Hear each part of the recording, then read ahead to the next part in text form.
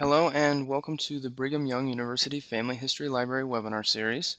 My name is Sean Firmage. I will be your host for this webinar. Before we start today, I just want to let everyone know that our next webinar won't be until August 9th. So we'll take a break for a couple of weeks. That will be August 9th at 3 p.m. and that's going to be with Catherine Grant. Also today, before we get started, if you'd like to enter any topics that you'd want to hear in the future for webinars, feel free to enter those into the poll down below at the bottom of your screen. Also, if you have any questions during today's presentation, there will be a pod on the right-hand side of the screen to enter any questions, and we'll make sure those get addressed. Today, we will be pleased to hear from James Tanner. He will be giving a presentation titled Making the Most of Fold3. James has a bachelor's in Spanish and a master's in linguistics from the University of Utah. He received a Juris Doctor degree in law from Arizona State University. He worked for 39 years as an Arizona trial attorney. He previously owned a retail computer business and an Apple Macintosh software company. James has over 35 years of experience in genealogical research and is currently a blogger for Genealogy Star and the blog Rejoice and Be Exceeding Glad. He served for 10 years as a missionary at the Mesa, Arizona Family Search Library and is currently serving at the BYU Family History Library. He is the co-author or author of over 25 books on genealogical research and has presented at expos and conferences around the U.S. and Canada. James has 7 children and 33 grandchildren. And we will go ahead and turn the time over to you, James, for your presentation.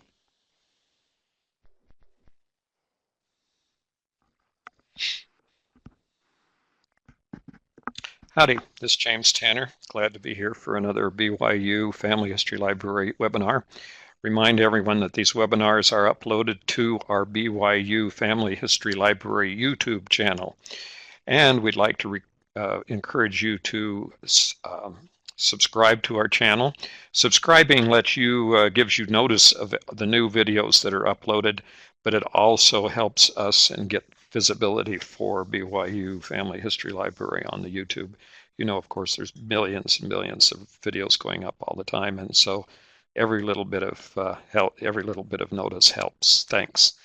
Today we're going to talk about making the most of Fold3.com. Now, this is a large online subscription website for genealogical records.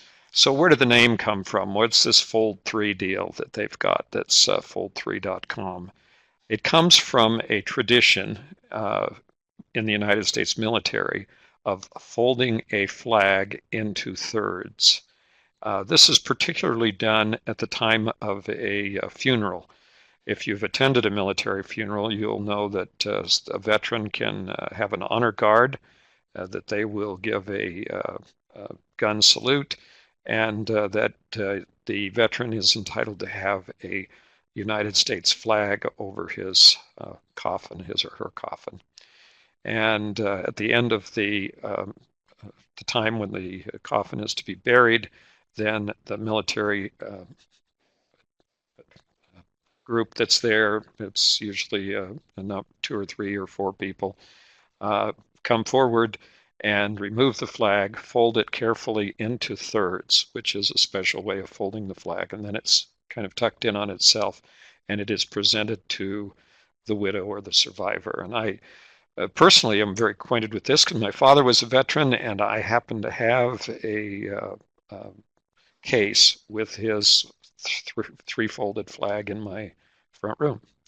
So this is something that's pretty well present in my life. And I was also a veteran, so if my children can remember that I was a veteran, then they might end up having the same thing when I pass on. But that's where the name came from. That's why we have a website called Fold3.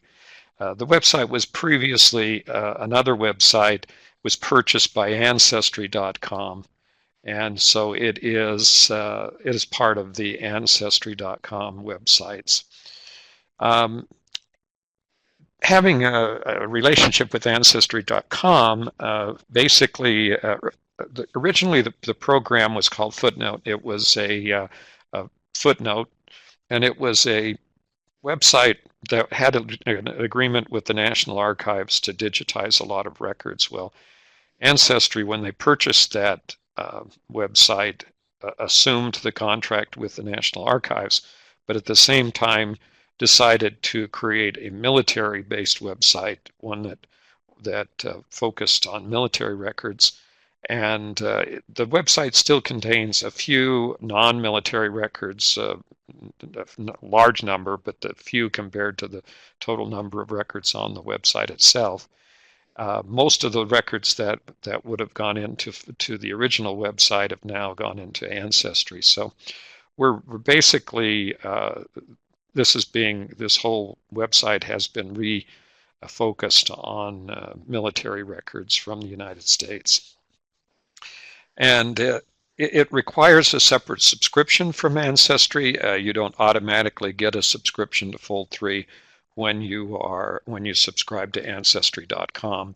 In addition, there's a way to do that. You can get a free 7-day subscription. You can pay by the month or by the year. In addition, this particular website is one of the websites offered by the FamilySearch.org family history centers around the world, and if you go into a family history center, you can get access to Fold3 as you can to Ancestry. And interesting, if you are an Ancestry subscriber, there's a substantial discount in the cost for a year subscription to the website. The original partnership is still maintained with the National Archives. However, as I mentioned, the records that are going into Fold3 are not just general records from the National Archives, but they are primarily and solely records about the military from the very beginning, actually from colonial days forward into to the present. And so this is one of the major places where you go to find out military information. And I'll talk about it in just a moment as we're going through, but I've found that there are some interesting sidelights to looking for military records that create some challenges out there. So and I'll point that out as I get there. First thing, when you go into the Fold3 website, and these are the screenshots of the website, you'll see that there is a place called Research on Fold3, and it gives a list of all the records on the website. This is like a catalog of everything on the website, and there's a number up in the upper right-hand corner that keeps incrementing, and it's kind of like a speedometer, odometer thing. It just an odometer. It just keeps spinning. That's the total number of records that are being added to the website monthly. So there's kind of a running total of all the records. And right now you can see there's something over 486 million records on this website. That's that compared to the larger websites such as Family Search and Ancestry itself, or Find My Past or My Heritage. That's not a large number of records, but when you remember that these are all focused on a very narrow area, and that is military history and military records, that this is a significant number of records on a specific subject, and this becomes a very valuable website for that reason. There is a Fold3 training center, and the training center is part of the website, and it has a detailed description of how you work with the website. You can go there and it'll teach you how to search the records and how to create some of the memorials and other things that are that are part of this particular website. This is a database website. When you come to the website, what you're going to do here is look for records. So you're doing searches. You're putting in names and dates and possible Army associated search items, and that helps you to find your veteran, your person in your line who's a veteran. Very helpful, for example, if you're looking for records of Revolutionary War people, going back on all of the different wars through our history. When you do get into to the part of the training that is available, There is a set of Ancestry Academy videos that will take you step by step through the process of working with the website. Um, this is a mention of Ancestry Academy.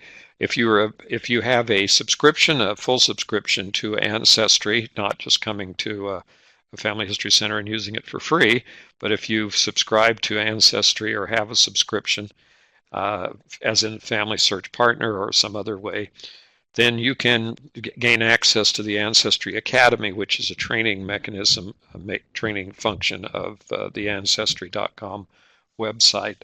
And some very nice videos, well produced and very detailed about training about the different aspects of the Ancestry program, including Fold3. And so that introductory video on finding your military veterans on Ancestry is on Ancestry Academy, and it's free to the Fold3 subscribers. So even if you don't happen to have an Ancestry.com subscription, if you subscribe to Fold3, then you will have the access to this video presentation. So let's get started. This is the startup page, the opening page. They used to call these home pages, but home page name, by the way, has kind of gone by the wayside for the reason that we really don't come back to the home page. The structure of websites originally on the internet was that you created a home page and then you linked out to separate pages. So there was like a hub where you came back to it every time that you went from one section of the website to another. Now the websites are set up on a loose networked basis, so you can jump from any one page usually to any other page in the website. And because of that, there is really no place where you get into the website and stay on the same page. So your startup page really gives you some basic information and gets you started. You may come back to this page for reference purposes, but most of the functions of the websites are contained in the drop-down menus that are at the very top of the pages, or in links that are provided on each of the pages that link you out to the information that you might be interested in and the functions. And in many cases, and in this case also, there are links at the bottoms of each of the web pages that help you navigate through the website. Those are kind of general basic website. They're very commonly, I'd say, they're common design elements in websites today as we've evolved over the last few years online. We're seeing more and more. There's a uniformity in the way that websites operate. And the idea of having pull-down menus and links and then having a general type of menu at the bottom of each page is pretty standard. One little idea that's been incorporated, one link that's been incorporated in almost every website, is the fact that the logo, which usually appears on every page of a website, and in this one this is the case, you can usually return back to this startup page by clicking on the logo. And a well-designed web page will take you back by clicking on the logo. Anytime you see the logo on a page for any website, then you just navigate back to the beginning. So here we are at the beginning of the site. Now, this is an interesting, because here is where you start the introduction to the wars that we've had in the United States. This is an abbreviated list, by the way, an extensive list of all the wars and all of the military actions in the United States is considerably longer than this. And it's not that Fold3 does not have all of those different wars and military actions incorporated in some of their records, but that this is the kind of the gateway that most people are familiar with. It's kind of interesting, though, as I have spent quite a bit of time teaching people how to do research and where to go to find certain types of records, is that a lot of people have no, there's a classic history question that you ask people, and that is, what year was the War of 1812 fought? And usually that stops people dead in their tracks, because it's they think it's a trick question, but it's not. It's a real question. It's not a quick trick question. But a lot of times, as genealogists, we don't really have in our head the time frames that exist for each of these wars and more. There's lots of different wars. There was Queen Anne War. There's the French and Indian War. There's the King Philip's War. There's all these kinds of wars that we fought when we were in colonies. These are primarily the U.S. wars, and the records here on this website, although they go back a little bit in time, at least to the Revolutionary War, do not really go back into extensively into those early colonial time periods. So this is the United States of America website for military records. So not England or Spain or France or any of the other countries. There's also something interesting because we have what's called the Mexican-American War, and we also have the Spanish-American War. There's a lot of confusion in the world out there about the difference between the Mexican War and the Spanish War. And then there's another war out there, by the way. There was called the Mexican Border Campaign.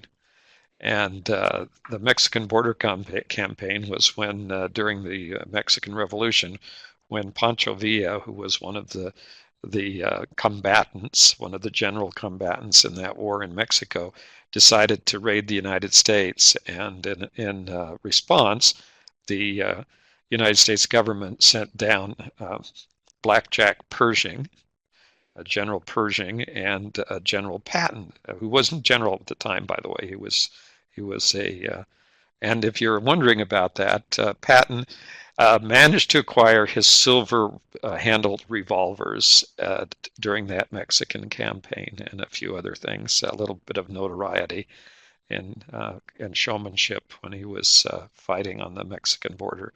And the reason why I'm interested is because my grandfather was a veteran of the Mexican border campaign. I have a hard time finding out what he did, but it looks to me like he mostly sat in Douglas, Arizona, but we'll see what if sometime in the future I might find some more information about some of the campaigns that they fought. But anyway, there's a lot of interesting time, and knowing about these wars and having a sense of history lets you connect with those of your ancestors who may have participated in these wars. There's a lot of people who are trying to, who would like to have an ancestor who was a Revolutionary War veteran so they can join the DAR, the SAR, and become a member of these societies. But it's also interesting to see what the connections were between your ancestors and these other wars. Sometimes knowing about that your ancestor participated in a war explains some things about what happened with the family or what happened to the person. It might not have survived his or her participation in the war. Okay, so we're jumping into some records, and so I decided I would go out and look for some records, see what they had about some of my Tanner family ancestors, and I looked up one of my ancestors' names. His name was Francis Tanner. And I thought, well, yeah, but this didn't turn out to be my Francis Tanner. It's a little too late. My Francis Tanner had died. But it does turn out to be a relative, his cousin of mine, that I found, who was participating and was found in the database. And this is all done by looking up the name and putting in places and potentially some information about where this person might have served and the time period, of course, that they served in. And this is available through what's called the image viewer. And the interesting thing, Fold3 has a very sophisticated image viewer compared to some of the other websites. It'd be nice if they all could do this, but they have to have some way of distinguishing themselves and differentiating from their competitors, if you will. And so this is one way that Fold3 has distinguished itself, even different from Ancestry, and that is it has a rather sophisticated way of marking. So on this, for example, here what we're seeing is a document that was pulled up, that was an application by Francis Tanner, much after the fact, by the way, in 1840, where he was claiming in his old age that he was a Revolutionary War veteran and was entitled to a pension from the United States government. And the interesting thing about the image viewer is that it highlights his name. So right here on the document, we don't have to see if we've got his name, go look for it or search for it. We've got it highlighted right there in front of us. And there's a specialized toolbar that comes with the image viewer here for Fold3 that lets you bookmark images, annotate the images, save them to your Ancestry tree. You can find keywords in the image. You can download a portion of or an entire image, print a portion or entire image. You can add a memorial page, and we'll talk about that in a minute. And you can share it, the page, via email or social media. So I mean, there's a lot of things that you can do with each of the individual pages, and you have some controls over on the right-hand side for either changing the resolution, rotating the page, blowing it up to full screen, all sorts of things. So it's a very kind of a very nice environment to look for records in. So basically you can do what's called a search, and that's just a simple name search looking for your ancestor. And that it may not be very productive if your ancestor's name was John Jones and you're trying to find him in the Civil War, for example, or in World War I, when there were millions and millions of people who were involved in those wars. But on the other hand, I found this Francis Tanner rather quickly, simply by using his name. There is, of course, an advanced search that gives you more fields and lets you look for more information. So here's a copy of the advanced search fields. So you can use a keyword and put in a place and a date range and other parts that would be helpful to finding a person if you needed to use a more advanced place. And if you've heard me talk or teach for very long or any number of times, you will know that I will say place over place over place almost every time. That place is the crucial thing that you need to know about. And if you do have an ancestor with a rather common name, then knowing the place where an event occurred, particularly the place where they may have joined the Army or the Navy or whatever branch of the service that they served in. And in that case, that kind of information is what will be associated with their military record. Another thing about this, before we get into further examples, is that military records are rather complete, and they're helpful because if you do find a complete military record, you may find, as particularly in later years, I mean after the Civil War and forward from the Civil War, you're likely to find information about family, your dependents, as they call them in the Army, and you'll be able to find information about births and occupations and all sorts of other information that seems to get preserved by the Army in the military files. And some of these files can be very extensive, and we'll come back to Francis Tanner's application for a pension in just a minute. My example page, forgot to say a thing about it. This is, here's the matches. This is a page that shows a search for Francis Tanner and the records that came up. And I knew the time period involved. I also knew that they were from either living in Rhode Island or New York, were the two places where the Tanners lived beginning in the late 1700s. Before the 1700s, they were all in Rhode Island. After the 1700s, they began to move north into New York State, and so there's a number of Tanner family people who lived into New York. But this way I was able to find Francis Tanner and identify him as a cousin very rapidly, and it was very, very interesting. I actually had no idea that I had a cousin who claimed to have fought in the Revolutionary War. And I say claimed because, by the way, his application was denied by the United States government. And then he reapplied. And I never did get clear from the file if he actually ended up getting the pension or if he died before they managed to determine whether he was entitled to one or not.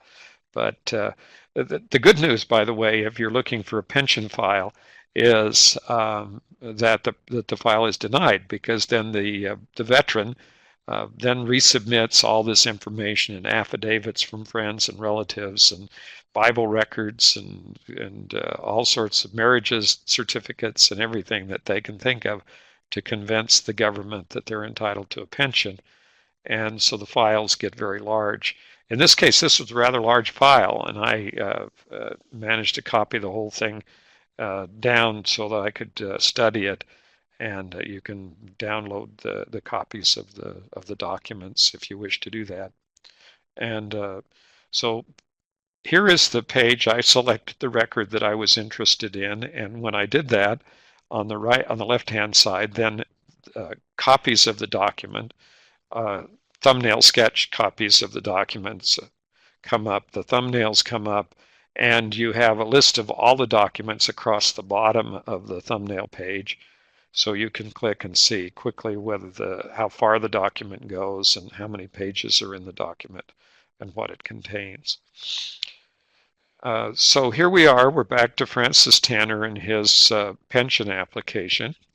And it was, this is what it looks like back in 1832 when he applied. It was a claim pending. And so we're able to look at it. And then there was, this is part of the application. This was a handwritten application. It was not unusual, of course, that these people could not write. So these handwritten applications are not necessarily in their handwriting. They may have gone to a relative or to a paid person who would write their letters for them and their applications. And so he may or may not. When you get to the end of the application where the person is supposed to sign, if they sign with their name, then they probably could write, and they may have written the application. On the other hand, if there's their name and an X, then you can probably guess that they didn't know how to write and that was written by someone else. In this particular case, you can see that this application, this particular part of the application is refers to the applicant. This is not it's his submission, but it's someone else who is writing about him and saying that giving information to the government. And he mentions that Francis is now nearly 100 years of age when this is submitted. Well, he doesn't turn out to be nearly 100 years of age, because this makes me feel really bad, because he was really only about 70 years plus. But they thought that was really, really old. And so he was nearly 100 at the time. And the interesting thing is that it tells who his father was. And what his father was, and that in this particular case, he claims that he was a substitute for his father. Now, in the Revolutionary War, they had a general call for troops, and they had what we would call drafting people into the army and supporting the army. But the key here was that if you had enough money, or if you had somebody who was willing to work for you, either paid money to do that or whatever, a bounty is what they called it. So these bounty soldiers were people. This is different than the payment bounty, the land bounty that we have from the war. But this bounty was soldiers who were hired to go out and fight the war. And instead of sending, if this farmer, for example, didn't want to go out and fight, he could send his son in his stead, or his son may have volunteered. We don't know how all that came about. But in any event here, he was a substitute for his father, and the benefit here is he identifies his father as Isaac Tanner, and then I knew who Isaac Tanner was, and so I can connect, and now I know he's my cousin because I've been able to trace that back. So I know who Isaac is. And here's how I'm connected to this person. I had my my fourth great grandfather, Joshua Tanner, and my fifth great grandfather, Francis Tanner. And Francis Tanner had a son called Isaac, and Isaac had another son called Francis. And this is the Francis that that is making application for this Revolutionary War pension. Now, um, every time you get into these records, they confirm what that family structure. So if we had any question that Isaac Tanner had a son named Francis, we now know for sure that he did because of this Francis. How do we know this is the right Isaac Tanner and the right Francis Tanner? Because in the application it says that he came from North Kingston or from Rhode Island. So this is the person that we're talking about. And so Isaac Tanner has a son who they have in the family tree as Francis I. Tanner, but I really doubt that they had a middle name. None of these people really did have middle names, but they seem to like to stick middle names for the Tanners into the family tree. So here we have Francis, the son of Isaac, and that's how I figured out how I was related to this particular person that I found in Fold3. Now, another thing you can do with these records is to browse the records. So you can look here and see what kind of records they may have. And this might be interesting just from a standpoint of going through and getting some acquaintanceship with the history. And there's also some really nice and very interesting photographs in here. Very, very historical photographs about the wars and the military. One of the interesting things, kind of perspective that I have, is I spent quite a few years in the Army, the United States Army, and having been in the Army and having been trained and gone through 4 years of reserve officer training at the University of Utah in ROTC, I ended up with probably in any one subject I had more university credit hours in military history than anything else. So just because of my ROTC involvement for 4 years, I ended up with more credit hours in that particular area than almost anything else. So my background is rather originally pretty well endowed with a lot of discussion about military history and all the wars and battles and things that happened, particularly in the United States, but some going way back into years. So, for example, here there's a huge collection here on Fold3 of the Brady Civil War photos. There's a picture of General Grant standing in front of a tent with a number of his officers, and you can see how it'd be quite interesting. And many of these records, by the way, are free. Even if you do not have a subscription, you can go on to Fold3 and see a lot of these records and search them and get access to them. They're simply because they are records that have a general interest and are part of our national heritage, and Fold3 and Ancestry have decided to allow those records to be accessed for free online. They really don't own these records, by the way. The records are part of the National Archives of the United States, and they're in the public domain, and they certainly aren't going to be records that anyone is able to control from that standpoint. So why is there a subscription? Well, the answer is somebody's got to put this together, and it costs a lot of money to put it online and add all these records and do all these digital copies and make it searchable for all of us. And that's what we're actually paying for. We're paying for that access and the service that is being provided as part of the website. See, over here you can see a list of free records going down. So there's lots of things on here that you can look at and search and get information on. This is kind of what they are: Continental Congress papers, payment vouchers for military pensions, all sorts of things. And these records, each of these kinds of military records, turn out to be very valuable and helpful records for identifying your ancestors.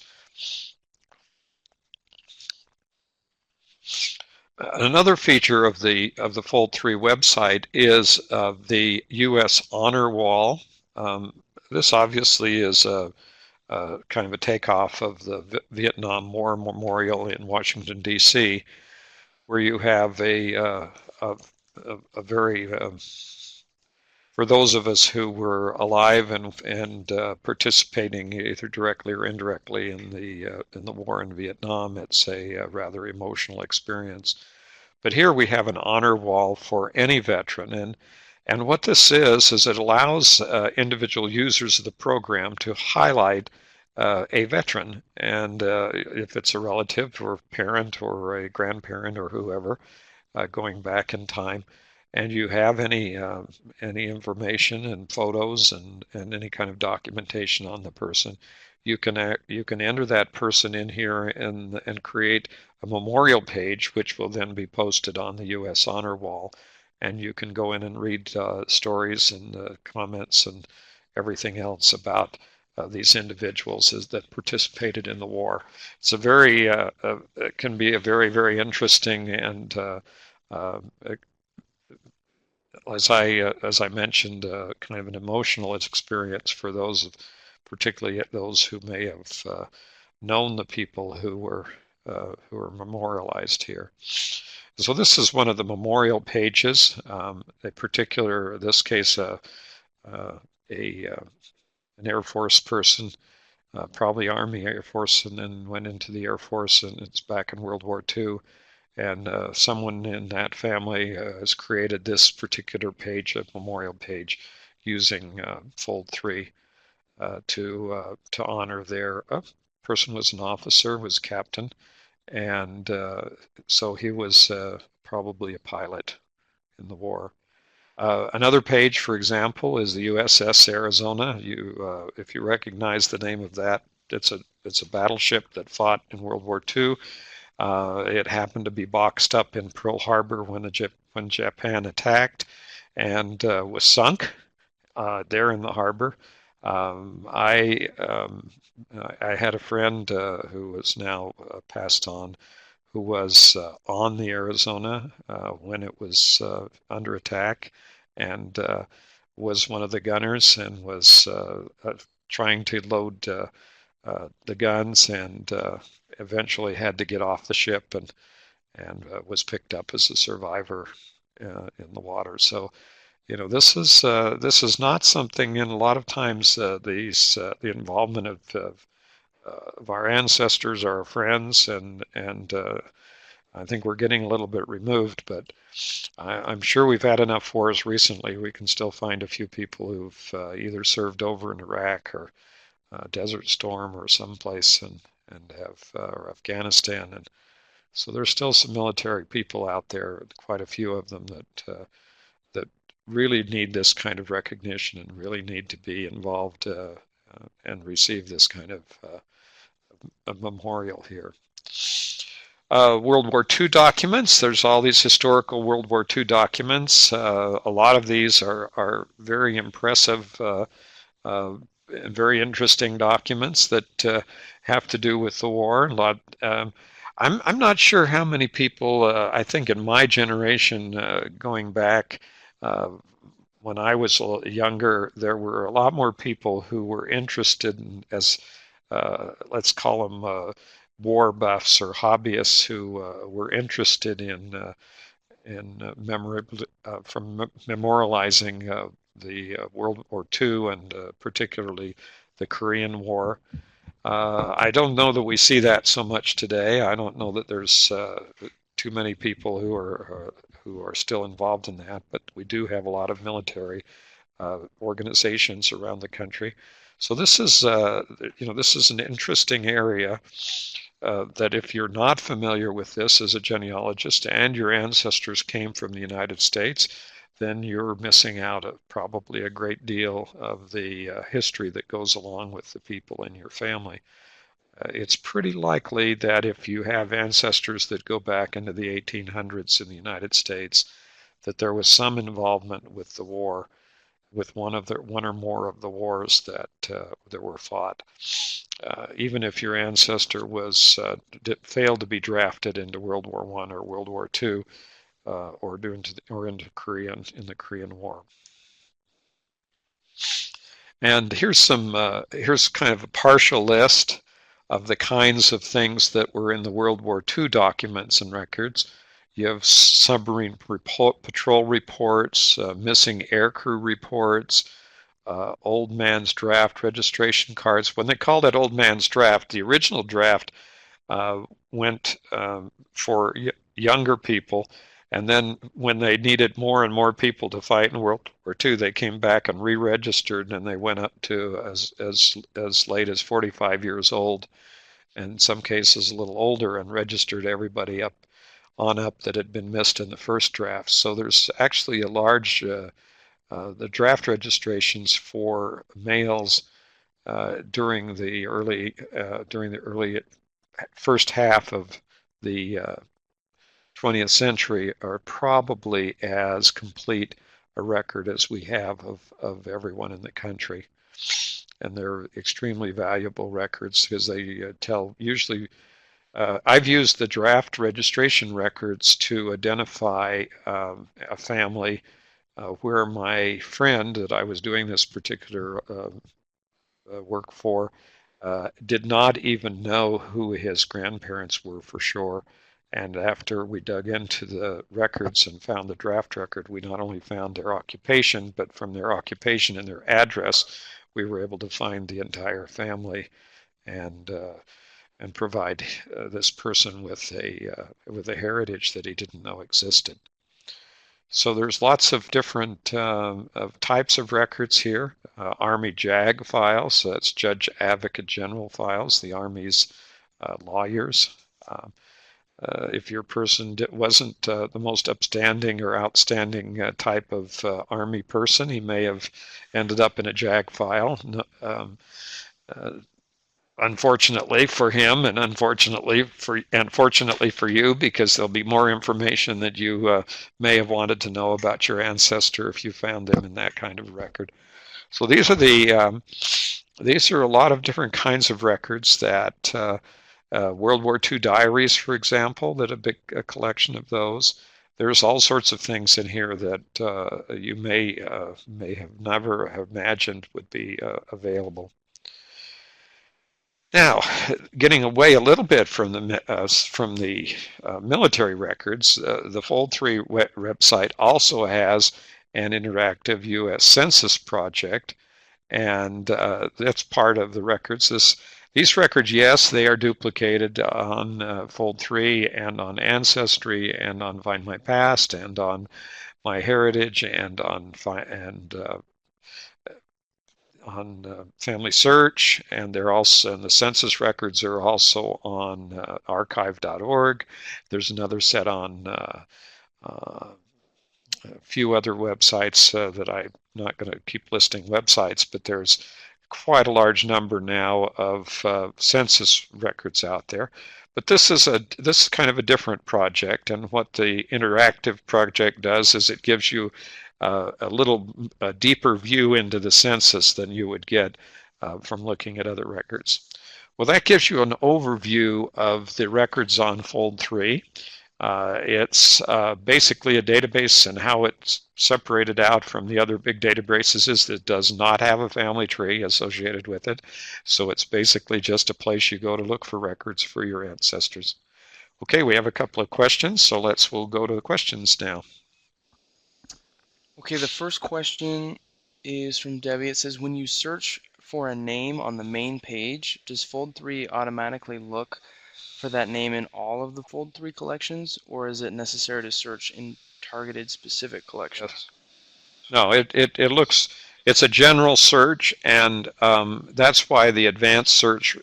So the question is, if you put in a name on the original search, does it search everything? And the answer is yes, it does, and it gives you a rather long list that can be really long if you've got a common name.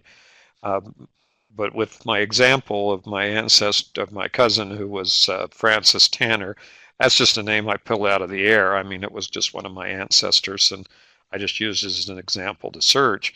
The only reason I could identify him was because I knew that he lived in Rhode Island, and the record that came up was from Rhode Island, and I also knew that the time period was would put him in the part of my family. And then I went and saw I looked further and found that his father's name was Isaac, and that then gave me a pretty clear clue as to who he was. Yeah, that's the way. It's a database, and searching for the database, it's going to search all the records and give you a very large return. And then with the advanced search, you can start focusing in on specific army, on specific battles, or I mean not battles, but any wars or campaigns. Okay. What else? We got more questions. The next question is, what are the most recent documents or information that is available of military personnel? Well, first of all, they have privacy restrictions as do any other records. So living people are not going to be included in this, and they're going to be only the dead people.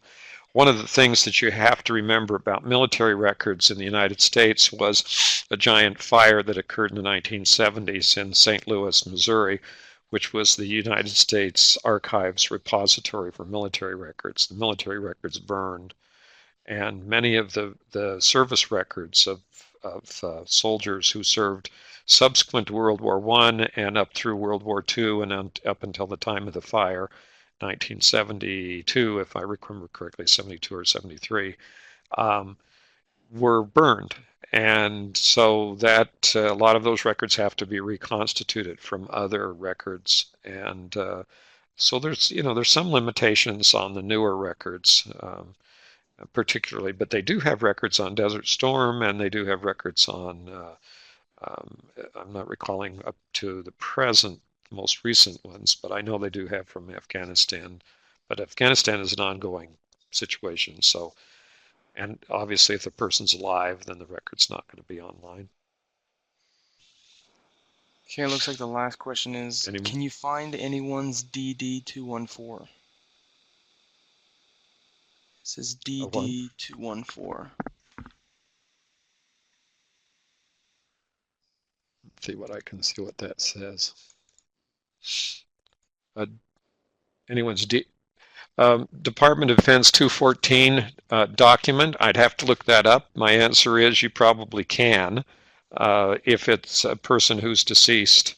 If it's a living person, probably not, because they're not going to have current records. And if you have a question that, if that doesn't help and you still have a question, send me an email. You can send it to my email address, and I'd be glad to answer that. It's genealogyarizona@gmail.com. Okay, thank you very much. Remember, these webinars are posted to the BYU Family History Library YouTube channel, and we'd remind you to subscribe, and thanks for watching. Okay, perfect. Thanks so much to James for that presentation. Like you said, we're going to have this posted on YouTube if you'd like to watch it again or if you'd like to share it with anyone else. And as just one final reminder, again, our next webinar won't be until August 9th. So tune in then for our next webinar with Catherine Grant. And we'll be sending out the emails with that schedule coming the next week or so. So thanks again for joining us today, and hopefully we'll see you again.